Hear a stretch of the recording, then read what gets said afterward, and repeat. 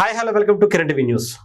మనతో పాటు ప్రముఖ రాజకీయ సామాజిక విశ్లేషకులు ప్రస్తుతం ఉన్నటువంటి పరిస్థితులపై మనకు వివరణ అందించడానికి సీనియర్ జర్నలిస్ట్ కిరణ్ పోల్దాస్ గారు మనతో పాటు ఉన్నారు. ఆయన అడిగి మరిన్ని విషయాలపై ఆయన విశ్లేషణ తీసుకుంటారు.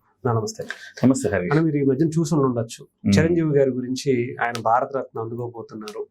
రీసెంట్ గా ఆయన ఫైల్ చేసినటువంటి కేసుల గురించి కావచ్చు. నిన్న బండ్ల గణేష్ గారు కూడా ఒక వీడియో వైరల్ అవుతుంది. రేపు ఇప్పుడు ఆయన భారతరత్న అందుకోబోతున్నారు అని చెప్పి ఒక సక్సెస్ మీట్ లో మాట్లాడారు. సో ఎలా చూస్తారన్న మీకు అంటే ప్రేక్షకులు కూడా తెలియాలి హరీష్, చిరంజీవి గారు నెక్స్ట్ భారతరత్నే అని చెప్పిన మొట్టమొదటి ఛానల్ కిరణ్. నేనే మన ఛానల్ ద్వారానే నేను చెప్పాను, చందు శ్రీనివాస్ గారు చెప్పారు, అనేక చర్చలు చేసాం. చిరంజీవి గారు మన తెలుగు నాట నుంచి కాబోయే ఒక భారతరత్న అని చెప్పాం. ఎందుకంటే అన్ని రకాల అర్హతలు ఆయనకున్నాయి. డెఫినెట్ గా దాదాసాహెబ్ ఫాల్కే అవార్డు ఎప్పుడూ రావాలి ఆయనకి, ఇవాళ కాదు, ఇవాళ మొన్న మోహన్ లాల్కి వచ్చింది. సో దాదాసాహెబ్ ఫాల్కే అవార్డు ఎప్పుడో చిరంజీవి గారికి రావాలి. కాకపోతే నేను చాలా సందర్భాలు దాని మీద రీసెర్చ్ చేశా. కాకపోతే ఇది ఒక నిబంధన ఉందంట, కంటిన్యూస్ ఎఫర్ట్స్ ఉండాలి, కంటిన్యూస్ గా సర్వీసెస్ ఉండాలి, ఒక విశిష్ట సినిమా రంగానికి కంటిన్యూస్ గా ఉండాలి అనేది ఉన్నదనమాట. అది నిర్మాతగాను, దర్శకుడుగాను, హీరోగాను, నటుడుగాను ఎట్లయినా ఉండొచ్చు, కంటిన్యూస్ గా ఉండాలి. కాకపోతే చిరంజీవి గారి మధ్యలో రాజకీయాల్లోకి వెళ్ళటం వల్ల అది అక్కడ నిబంధన కొంత ఆయనకి ప్రతికూలంగా మారింది కాబట్టి రాలేదు. కానీ లేకపోతే ఈ పాటికి 4-5 ఏళ్ల క్రితమే ఆయనకి దాదాసాహెబ్ ఫాల్కే అవార్డు రావాలి.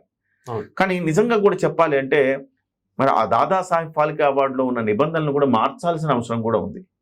ఎందుకంటే చిరంజీవి గారు ప్రజా జీవితంలోకి వచ్చారు, మానేసి ఆయన రెస్ట్ తీసుకోలేదు, లేకపోతే ఆయన సినిమాలు లేక ఖాళీగా ఉండిపోలేదు. ఆయన ప్రజా జీవితంలోకి వచ్చాడు. ఒక మంచి ఒక సోషల్ యాంగిల్లో ఒక మంచి ప్రయత్నం చేశారు. సామాజిక కోణంలో ఒక ప్రయోగం చేశారు.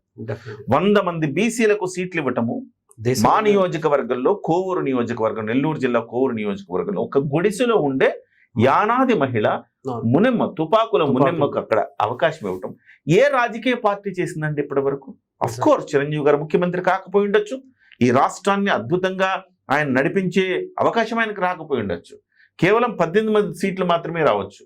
బట్ చిరంజీవి గారు ఉన్న కాలంలో 18 సీట్లు రావటం అంటే అనేక కుట్రలు, కుతంత్రాలు, 2 హేమాహేమీలైన ఆర్థికంగా బలంగా ఉండే 2 శక్తులు, అటు కాంగ్రెస్ ఇటు తెలుగుదేశం పార్టీలు 2 శక్తులు ఢీకొంటుంటే మధ్యలో వెళ్లి సాహసోపేతంగా 18 సీట్లు తెచ్చుకున్నారు.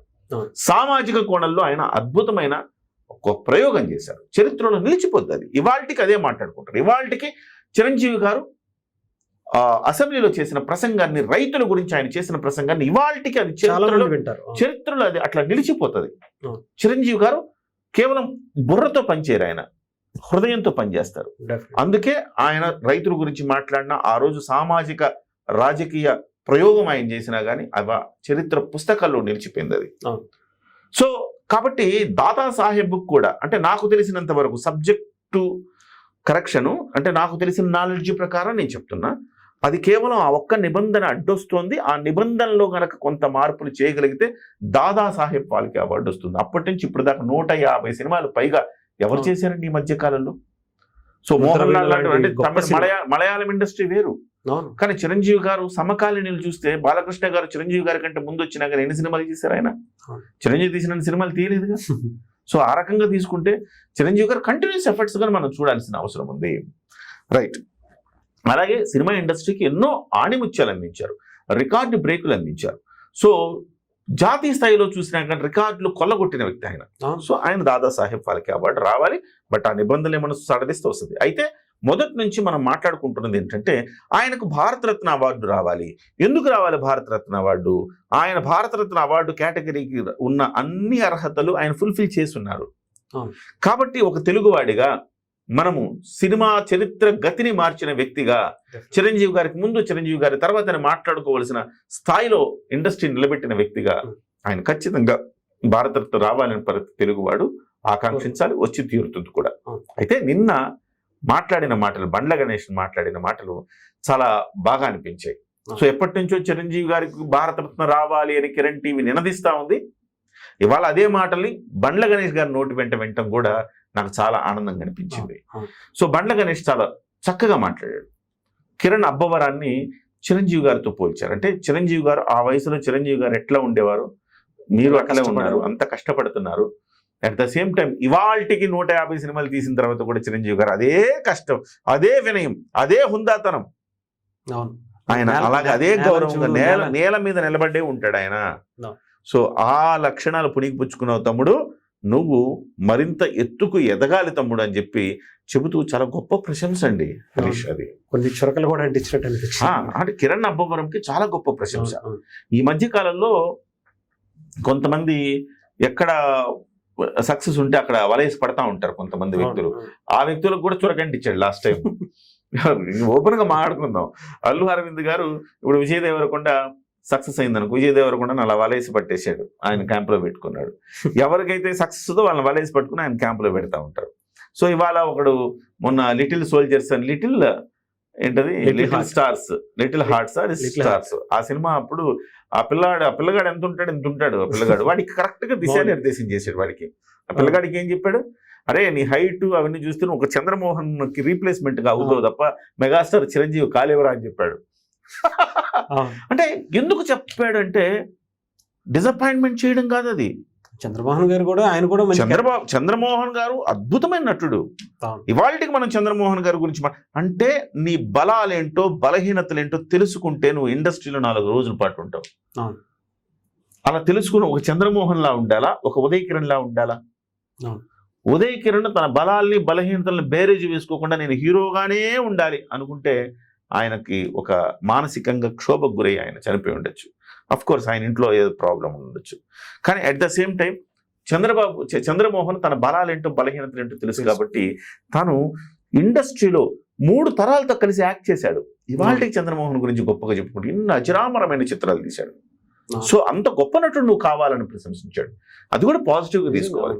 At the same time Nageswara Rao garu, Rama Rao గారు ఉన్నప్పుడు నాగేశ్వరరావు గారు ఒక మాట అనేవారు, ఆయన పౌరాణిక పాత్రలు అద్భుతంగా చేస్తే నేను చేయలేను, నా వల్ల కాదు అది. ఎందుకంటే నా రూపం కావచ్చు, నా హైటు, నా ఇదంతా చూస్తే పౌరాణిక పాత్రలకి రామారావు గారు సెట్ అయినట్టు నేను సెట్ కాను. కాబట్టి నేను సోషల్ యాంగిల్లో ఉన్న పాత్రలు తీసుకుంటా అని నాగేశ్వరరావు గారు చెప్పారు. ఆయన బలాల్ని బలహీనతలు ఆయన బేరేజ్ వేసుకున్నారు కాబట్టి ఆయన నెంబర్ 2గా తెలుగు సినిమా ఇండస్ట్రీలో చరిత్రలో నిలిచిపోయారు. నెంబర్ 1 రామారావు అయితే నెంబర్ 2 నాగేశ్వరరావు గారిగా చరిత్ర పుటల్లో ఆయన నిలిచిపోయారు. ఆయన అట్లా కాకుండా నేను ప్రయోగాలు చేయాలి, నేను కూడా రామారావు లాగా నేనేం తక్కువ అనుకుంటే ఫెయిల్యూర్స్ ఎక్కువ వచ్చాయి ఆయనకి. అది అటువైపు వెళ్లకుండా తన బలాన్ని ఆయన ఫోకస్ చేసుకుంటూ వెళ్ళాడు. ఈయన కూడా బండ్ల గణేష్ చాలా అద్భుతమైన మోటివేషనల్ క్లాస్. అది నేను అంటాను, బండ్ల గణేష్ ప్రతి స్పీచ్ మోటివేషనల్ అంటా నేను. ఆయన మోటివేషనల్, మంచిగా చెప్పినా చెడుగా చెప్పినా అందులో ఒక పాయింట్ ఉంటుంది. ఆ రోజు ఆ పిల్లగాడికి చెప్పిన పాయింట్ ఏంటంటే, అరే తమ్ముడు నువ్వు వాడి మాటలు అంతకుముందు చాలా ఘోరంగా ఉన్నాయి, ఒక్కొక్కడికి చెప్తున్నా పేలిపోద్ది వచ్చేసాని ఇట్లా మాట్లాడుతున్నాడు. ఆ రోజు నేను కూడా ఒక ఫేస్బుక్ లో పోస్ట్ పెట్టా, అరే నిన్ను విజయ్ దేవరకొండ పూనాడా, విశ్వక్సేన్ పూనాడా, ఏంట్రా ఆ మాటలన్నీ పిల్ల బచ్చాగా అని. సో వాడికి ఇవాళ ఆయన కరెక్ట్ గా చెప్పాడు, పర్ఫెక్ట్ గా, నువ్వు నేల మీద నిలబడు, నేల మీదనే నిలబడు. ఇదిగో అల్లు అరవింద్ గారు ఇలాంటి వాళ్ళందరినీ చూసేసి ఏదో సక్సెస్ వచ్చేసిన అయిపోయాం, వాళ్ళని వలేసి పట్టేస్తున్నారు, ఇవన్నీ కాదని చెప్పేసి ఆ రోజు చెప్పారు. సో ఇవాళ అదే బండ్ల గణేష్ ఇవాళ కిరణ్ అబ్బవరాన్ని పొగిడిన తీరు చూడండి. ఎస్, కిరణ్ అబ్బవరం వాడు ఎంత, కిరణ్ అబ్బవరం అనే ఒక వ్యక్తి, ఆ పిల్లవాడు ఎంత కసి తపనండి అబ్బాయికి. ప్రతి సినిమాలో తన ఇన్వాల్వ్మెంట్ ఉంటుంది హరీష్. అవును, నేను హీరో కదా అని అనుకోడు, స్క్రిప్ట్ లో వేలు పెడతాడు. స్క్రిప్ట్ లో వేలు పెట్టడం అంటే నా ఉద్దేశం పాజిటివ్ గా చెప్తున్నా. స్క్రిప్ట్ తయారు చేసేటప్పుడు తను ఉంటాడు, ప్రతి విభాగంలో తనుంటాడు. తను ఇలా ఉంటే బాగుంటుంది, అలా ఉంటే బాగుంటుంది, కసి తపన అతనిలో అణువణువున కనపడుతుంటాయి. అతను ఎంత కష్టపడ్డాడు, అరే నువ్వు చిరంజీవి లాగా నీలో చిరంజీవి కనపడుతుందంటే అతనికి ఎంత బూస్ట్ వచ్చేస్తుంది, అంత బూస్టింగ్ ఇచ్చాడు కిరణ్ అబ్బవరానికి. సో ఇవాళ మనం బండ్ల గణేష్ స్పీచెస్ లో అలాంటి ఒక మంచి ఆణిముత్యాలు ఉంటాయి. సో అద్భుతంగా మాట్లాడతాడు. ఆయన ఏం మాట్లాడినా ఒక చర్చనండి, ఆయన ఏం మాట్లాడినా ఒక పాఠమే, గొప్పగా మాట్లాడతాడు. నేను మొన్న కలిసినప్పుడు బండ్ల గణేష్ని, మీరు చాలా బాగా మాట్లాడతారండి, మంచిగా ప్రిపేర్ చేసుకొని వస్తారు మీరన్నా. ప్రిపేరా పాడా సార్, నేను స్టేజ్ మీదకి ఎక్కేదాకా నాకు ఏం మాట్లాడుతా నాకు తెలియదు అన్నాడు. ఏం మాట్లాడతాడో తెలియకుండా స్టేజ్ మీదకి వెళ్ళాక అంత అద్భుతంగా మాట్లాడతాడంటే మామూలు విషయం కాదు కదా అది. సో కిరణ్ అబ్బవరం ఇవాళ కిరణ్ భవనం చెప్పాడు, ఇట్లే ఉండు నువ్వు. 6 కొత్త డైరెక్టర్లను పరిచయం చేశాడట. ప్రతి సినిమా కొత్త డైరెక్టర్, ప్రతి సినిమా కొత్త డైరెక్టర్ని.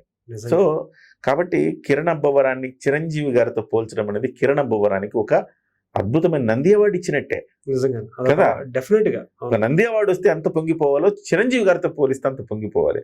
చిరంజీవి గారి చరిత్ర చూసుకుని, చిరంజీవి గారి నట చరిత్ర చూసుకుని, ఆయన ఎట్లా ఎదిగాడో చూసుకుంటే అంతకు మించిన పుస్తకం ఏముండదండి. అంతకు మించిన గొప్ప గురువు ఎవరు ఉండరండి.